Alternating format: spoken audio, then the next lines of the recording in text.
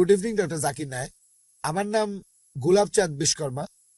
আমার প্রশ্নটা হলো, বকরি ঈদ এটা কিছুদিন পরেই হবে এই বছরে, আর মুসলিমরা তারা বিশ্বাস করে যে এই বকরি ঈদে তারা কোরবানি দেয় ছাগল, মহিষ, গরু, বিভিন্ন পশু। আর ইসলাম ধর্ম অনুযায়ী আহ ইনসানিয়াত আর মানবতা খুব গুরুত্বপূর্ণ। প্রত্যেক মানুষ দয়া দেখাবে বিভিন্ন পশু পাখির প্রতি আর মানুষের প্রতি, সবার প্রতি তারা দয়া দেখাবে। মুসলিমরা যদি এটা বিশ্বাস করে তাহলে কেন তারা কোরবানি দেয় এই ছাগল, গরু বা মহিষ? বকরি ঈদে কেন এগুলো জবাই করে? মুসলিমরা যে কাজটা করে সেটা কি মানবতার পক্ষে আছে, মানে মানবতা বা ইনসানিয়াত? ভাই খুব সুন্দর প্রশ্ন করলেন যে আমরা বকরি ঈদে কেন গরু ছাগল কোরবানি দেই। বকরি ঈদ না হলে কি কোরবানি দিতে না, পারবো? যে কোনো পশুর কথা বলতে পারো। প্রশ্নটা হচ্ছে ঈদ না হলে কি কোরবানি দিতে পারবো? তারা কোরবানি দেয়, পশু হত্যা করে। আপনাকে আমি প্রশ্ন করছি বকরি ঈদ বাদে অন্য সময় কোরবানি দিলাম, এটার কি অনুমতি আছে? না না, এরকম তাহলে প্রশ্নটা এরকম কেন? তার এরকম বদলে করা যাবে ডাইরেক্ট না। প্রশ্ন করেন আমরা নন ভেজ খাই কেন। ঠিক, আপনার প্রশ্নটা বুঝতে পারছি আপনি না। তো জানতে চাচ্ছেন আমরা নন ভেজ খাবার খাই কেন, মাংস খাই কেন। আমার প্রশ্নটা হলো বকরি ঈদের সময় নিয়ে আর অন্যান্য সময়গুলো। আচ্ছা ঠিক আছে, দুটোর উত্তর দিচ্ছি। বকরি ঈদে যেটা হয়, আল্লাহ পবিত্র করে বলছেন সূরা হজ অধ্যায় নম্বর 22, আল্লাহ সুবহানাহু ওয়া তাআলার কাছে মাংস বা রক্ত পৌঁছায় না, আল্লাহর কাছে পৌঁছায় তোমাদের তাকওয়া। অন্য ধর্মে এরকম না। অন্যান্য ধর্মে উৎসর্গের সময় পশু বলি দিয়ে ফেলে রাখে একটা বেদিতে একজন দেবতার সামনে। সেটা খায় কে? ঈশ্বর খান। ইসলাম ধর্মে যখন কোরবানি দেই আমরা কি করি? কমপক্ষে 1/3 অবশ্যই গরিব লোককে দিতে হবে, 1/3 দেব আত্মীয় আর বন্ধুদের, বাকিটা নিজের জন্য রাখবো। নিজের জন্য ম্যাক্সিমাম 1/3 রাখতে পারবেন। চাইলে আপনি পুরোটাই দান করে দিতে পারেন। তাহলে যখন কোরবানি দিচ্ছি তখন কি করছি? মানুষ জাতির উপকার করছি। আমরা তাদের জন্য খাবার দিচ্ছি। এখন কাউকে খাবার দেয়া এটা কি ভালো না খারাপ? খাবার দেয়া যাতে মানুষ উপকার পেতে পারে, এটা কি ভালো না খারাপ? ভালো। মানুষের জন্য এটা ভালো না খারাপ? ভালো। তাহলে ইসলাম হচ্ছে মানবতার ধর্ম। আপনি প্রশ্ন করতে পারেন যে প্রাণীদের কেন হত্যা করা হচ্ছে? মানুষের জন্য ভালো, কিন্তু প্রাণীদের জন্য কি হচ্ছে? আর সত্যি বলতে একজন মুসলিম শুধুমাত্র ভেজ খাবার খেয়েও ভালোভাবে ধর্ম পালন করতে পারে। নন ভেজ খাওয়া ইসলামের জন্য বাধ্যতামূলক না। তবে আল্লাহ যেহেতু আমাদেরকে অনুমতি দিয়েছেন নন ভেজ খেতে, তাহলে আমরা সেটা খাবো না কেন? আল্লাহ পবিত্র কোরআনে বলেছেন সূরা মাইদা অধ্যায় নম্বর 5 আয়াত নম্বর 1, সেই চতুষ্পদ প্রাণীর মাংস খাও যেগুলো তোমাদের জন্য হালাল করা হয়েছে। আল্লাহ বলেছেন সূরা নাহল অধ্যায় 16 আয়াত নম্বর 5, তিনি চতুষ্পদ প্রাণী সৃষ্টি করেছেন যাতে করে তোমরা উপকার পেতে পারো এবং তাদের মাংস খেতে পারো। এই কথাটা আবারও আছে সূরা মুমিনুন অধ্যায় নম্বর 23 আয়াত নম্বর 21, যে গবাদি পশুর মধ্যে রয়েছে নিদর্শন, তাদের উদরের দুধ পান করো এবং তাদের মাংস তোমরা খাও। তাহলে যেহেতু আল্লাহ আমাদের অনুমতি দিয়েছেন, তাহলে ননভেজ খাবো না কেন? এবার লজিক্যাল কারণে আসি। এখনকার বিজ্ঞান বলছে যে নন ভেজ খাবারে, মাংস জাতীয় খাবারে প্রচুর ভিটামিন থাকে, আর এটাই একমাত্র খাবার যেখানে পরিপূর্ণ আমিষ আছে। আমাদের মানুষের শরীরে 23 রকমের অ্যামিনো অ্যাসিড আছে যেগুলোর প্রয়োজন হয়। এগুলোর মধ্যে 8টা অ্যামিনো অ্যাসিড শরীর তৈরি করতে পারে না, এগুলো পাই আমরা খাবার থেকে। এমন কোনো ভেজ খাবার নেই যেখানে এই 8টার সবগুলোই পাবেন। শুধুমাত্র মাংস জাতীয় বা নন ভেজ খাবারেই এই 8টা অ্যামিনো অ্যাসিডই পাবেন। এছাড়াও যদি আপনারা দাঁত পরীক্ষা করেন তৃণভোজী প্রাণীদের, গরু, ছাগল, ভেড়া, তাদের দাঁতগুলো সমান। তারা শুধু ভেজ খাবার খায়, মাংস খেতে পারে না। এরপর যদি দাঁত পরীক্ষা করে দেখেন মাংসাশী প্রাণীদের, বাঘ, সিংহ, চিতাবাঘ, তাদের মুখের দাঁতগুলো সূচালো যাতে মাংস খেতে পারে, এজন্য তাদের দাঁতগুলো থাকে সূচালো। তারা শুধু মাংসই খায়, ভেজ খাবার তারা খেতে পারে না। যদি আয়নার সামনে দাঁড়িয়ে আপনার দাঁতগুলো দেখেন, আমাদের সূচালো দাঁত আছে, আবার সমান দাঁতও আছে। আমরা সব ধরনের খাবারই খেতে পারি। যদি আল্লাহ চাইতেন শুধু ভেজ খাবারই খাবো, তাহলে আমাদেরকে সূচালো দাঁত দিলেন কেন? ননভেজ খাওয়ার জন্য। এছাড়াও তৃণভোজী প্রাণীদের যে পরিপাক তন্ত্র, গরু, ছাগল বা ভেড়ার শুধু ভেজ খাবার হজম করতে পারে, নন ভেজ হজম করতে পারে না। আর মাংসাশী প্রাণীদের পরিপাক তন্ত্র, বাঘ, চিতাবাঘ, সিংহ শুধু মাংস হজম করতে পারে, ভেজ হজম করতে পারে না।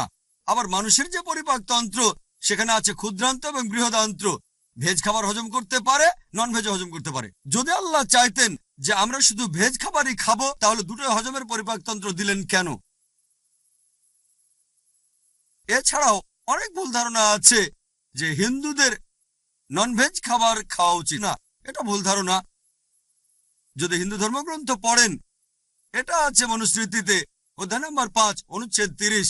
ঈশ্বর প্রাণী বানিয়েছেন, তাদেরকে কেউ খাবে আর কাউকে খাবে অন্যরা। যদি তুমি খাওয়ার জন্য সৃষ্টি করা প্রাণী খাও, তাহলে কোনো পাপ হবে না। মনুস্মৃতিতে আছে অধ্যায় 5 অনুচ্ছেদ 31 যে ঈশ্বর কিছু প্রাণীকে সৃষ্টি করেছেন উৎসর্গের জন্য। সেই ধরনের প্রাণীকে হত্যা করো, কোনো পাপ হবে না। মনুস্মৃতিতে আছে অধ্যায় নম্বর 5 অনুচ্ছেদ 40 যে উৎসর্গের জন্য প্রাণী হত্যা কোনো পাপ নয়।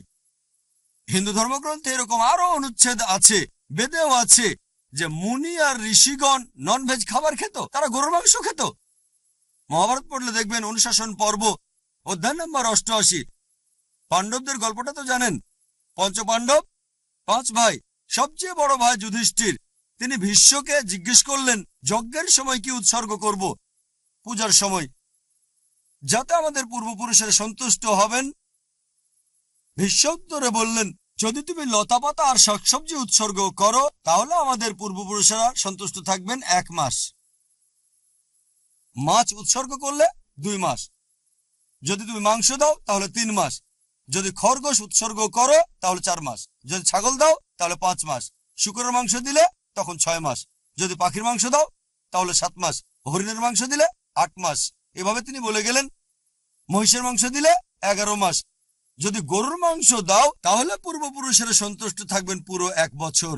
আর যদি চাও যে পূর্বপুরুষেরা সন্তুষ্ট থাকবেন একেবারে সারা জীবন, তাহলে ছাগলের লালচে মাংস দাও বা গন্ডারের মাংস দাও। এ কথা কে বলেছেন? ভীষ্ম যুধিষ্ঠিরকে। পুরো তালিকা দেওয়া আছে, শাকসবজি, মাছ, খরগোশ, ছাগল, সবকিছু আছে, মহিষ, গরু। তাহলে হিন্দু ধর্মগ্রন্থ বলছে নন ভেজ খাওয়ার অনুমতি আছে। হিন্দুরা এখন এগুলো মানে কারণ তাদেরকে প্রভাবিত করছে অন্যান্য ফিলোসফি, যেমন অহিংসা। এখন হিন্দুরাও এটা পালন করে।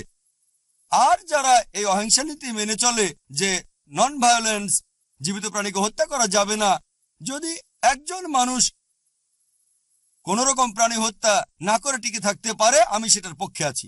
এখন তারা বলে প্রাণী হত্যা করা এটা খুব বড় পাপ, কারণ এটা হচ্ছে জীবন, জীব হত্যা করা নিষিদ্ধ।